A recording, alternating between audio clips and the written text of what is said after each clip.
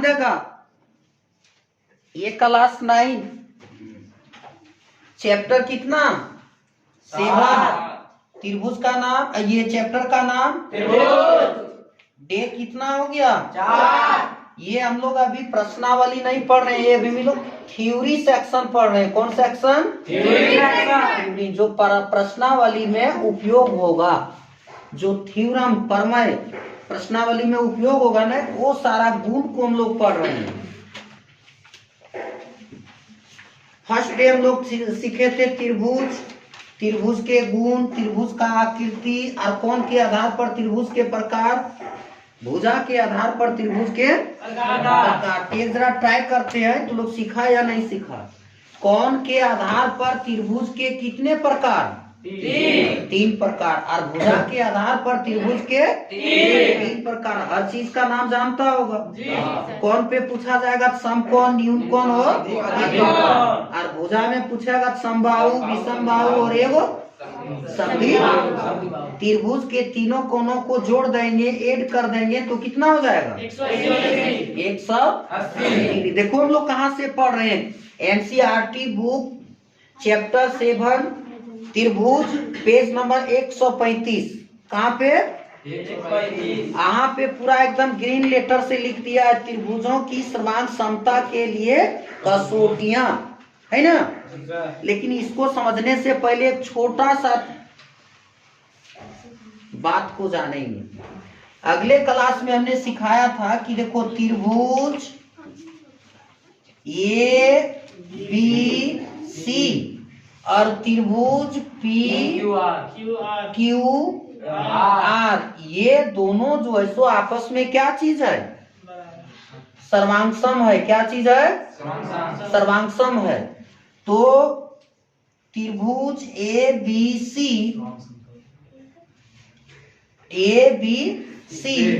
सर्वांगसम त्रिभुज, सर्वांगसम त्रिभुज P Q R है। तो इसको हम सांकेतिक रूप में कैसे लिखेंगे? किस रूप में रे? सांकेतिक। सांकेतिक माने संकेत,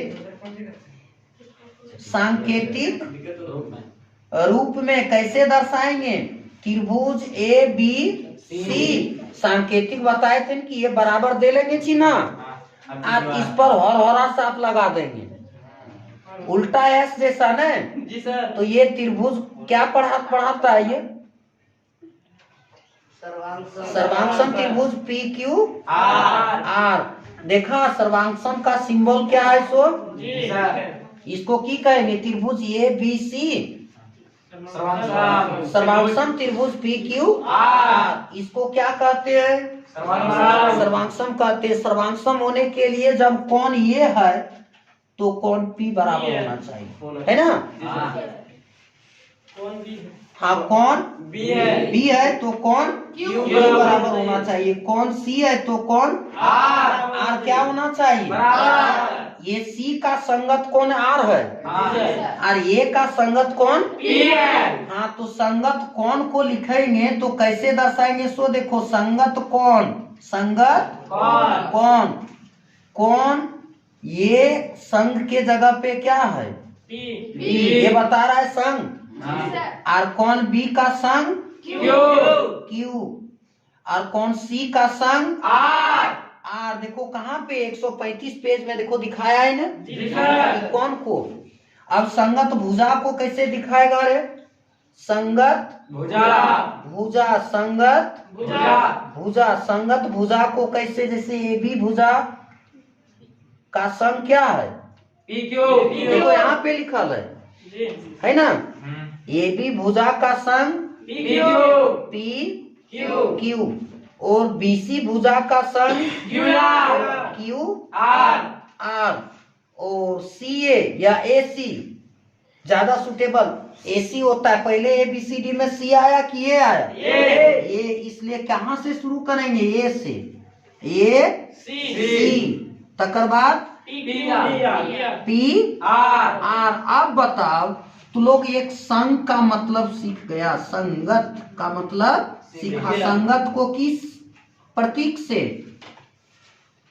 ऐसा से ना, ये एरो का निशान से किसको सिंबल कर रहे हैं? और ए बी ये क्या चीज है? त्रिभुज की भुजा। पी क्यू क्या चीज है? त्रिभुज पी क्यू आर में 3 भुजाएं हैं, पी क्यू, की आर और पी आर। इसको क्या कहेंगे? संगत। इसको भी क्या कहेंगे? संगत। एक जरा फिर बोलते हैं, ए का संगत पी, बी का संगत क्यू, सी का संगत आर। संगत का सिंबल, सर्वांग का सिंबल बराबर दे करके उल्टा एस छापो। इसके बाद अभी हम लोग सीखेंगे त्रिभुजों की सर्वांग समता के लिए कसौटियां। कसौटियां का मतलब होता है नियम। कसौटियां का मतलब नियम। चलो सुनो, तो अब हम लोग सीखेंगे त्रिभुजों की सर्वांग समता की कसौटियां या फिर क्या चीज? नियम। कसौटी का मतलब होता है नियम। तो आज करिए बारी बारी से हम लोग अब सब प्रकार के कसौटियां को जानेंगे। तो आज करिए त्रिभुजों की सर्वांग समता के लिए 4 कसौटियां हैं। लिखते चलिए सर। लिख दीजिए सर। लिखो, हर कोई लिखो।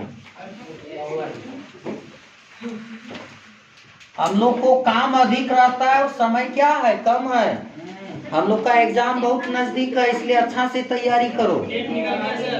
त्रिभुजों की सर्वांग समता, सर्वांग समता होने के लिए 4 प्रकार के लिए 4 कसौटियां। डायरेक्ट लिखो, 4 कसौटियां। यह कसौटियां को क्या कहते हैं? नियम है। एग्जाम में देखो तुम लोग को क्या करेगा ऑप्शन वाला में सो, त्रिभुजों की सर्वांग समता होने के लिए कितना कसौटियां हैं? 4। घेरा किस पर? 4 पर डालेंगे। तो बोलेगा कौन कौन? तो देखो ऑप्शन नंबर 1 में हो जाएगा तुम्हारा, अभी हम तुम लोग को किताब में दिखा दिए, सारांश में है। कहाँ पे है? सारांश में। जैसे पेज नंबर तुम चला जाओ 160, उसमें से देखो सीरियल नंबर किसमें रहे? 5 में। SAS ध्यान देगा, SAS सर्वांग। हाँ बोलो। हाँ, सर्वांग समता नियम। Very good. कसौटियां बोलो ना, सर्वांग समता कसौटी। याद रख लेगा। यहाँ कभी भी इस तरह से डॉट नहीं लगाएगा, ये इस तरह का डॉट नहीं लगाना। लड़की लोग ऐसा डॉट कभी भी नहीं डालेगी। SAS सर्वांग समता कसौटियां, इसी को हम लोग कहेंगे। S माने रे भुजा, और ये मतलब रे कौन? भुजा कौन। S का मतलब फिर भुजा। कसौटियां एकदम थोड़ा देखो समझो। भुजा को S, कौन को? A, और भुजा को S।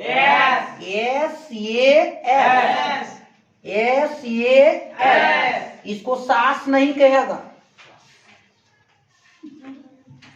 यहाँ पे सास और ससुर और ननद और भौजाई नहीं होगा। क्या कहेंगे? SAS। चलिए, सर्वांग समता का पहली को कसौटी का नाम क्या हुआ? SAS। जुबान पे होना चाहिए। कल जो है ना इसका बताएंगे डिफिनेशन, परिभाषा। दूसरा क्या हो गया रे? ये बताइए। देखो तुम्हारा ये है 6 नंबर में, ये SA कौन? भुजा कौन? यही शॉर्ट कर देते। कौन भुजा कौन सर्वांग समता कसौटी। याद रखना, जब तक ये चीज को नहीं जानेगा ने तब तक हम लोग प्रश्नावली 7.1 कभी भी हल कर नहीं पाएंगे। ये क्या चीज है रे? नियम। क्या चीज का नियम है? सर्वांग समता के लिए नियम है कि दो त्रिभुज सर्वांगसम होगा तो कौन सा कसौटी से, कौन सा नियम से? कल बोले थे कि तुम कैसे लड़का हो, तो दूसरा प्रकार खत्म। अब तीसरा प्रकार क्या होगा? तीसरा नियम क्या है रे? ये एस, ये एस, या फिर बोलो ये को कौन? हाँ बोल कौन? और भुजा। सर्वांग समता कसौटी। कसौटी को नियम भी कहते हैं, इसी को क्राइटेरिया भी कहते हैं अंग्रेजी में। नंबर 4 बोलो। एस। हाँ एस, एस क्या हुआ इसका हिंदी? कौन कौन होगा? भुजा, भुजा 3 बार न? जी सर। सर्वांग समता कसौटी, सर्वांग समता कसौटी, कसौटी। ये तुम्हारा त्रिभुजों की सर्वांग समता के लिए 4 कसौटियां हैं। एक वो चलेगा, वो है समकोण त्रिभुज में, नोट करके लिख देते हैं इसको भी, समझा? अपवाद बुझता है ना, जानता है ना? विज्ञान में तो लोग पढ़ा था, जो हम लोग पेंसिल यूज करते हैं लिखने पढ़ने के लिए, वो पेंसिल अधातु है। क्या चीज है? नॉन मेटल्स है, फिर भी वो विद्युत के सुचालक हो जाते हैं। क्या है? उसी तरह से एक अपवाद में त्रिभुजों की सर्वांग समता के लिए है, जिसको कहते हैं RHS, सर्वांग समता नियम। सर्वांग समता नियम। कसौटी को क्या कहते हैं? नियम भी कहते हैं। आर का मतलब होता है राइट, 90 डिग्री समकोण। ये किसमें जाएगा रे? ये जाएगा जब 2 समकोण त्रिभुज होंगे। क्या चीज होंगे? 2 समकोण त्रिभुज। 2 समकोण त्रिभुज होंगे तो RHS सर्वांग समता नियम से ये भी क्या होंगे? सर्वांग सम हो जाएंगे। छापा या नहीं छापा है तो छापो, फिर तुम लोग अब देख लिया ना।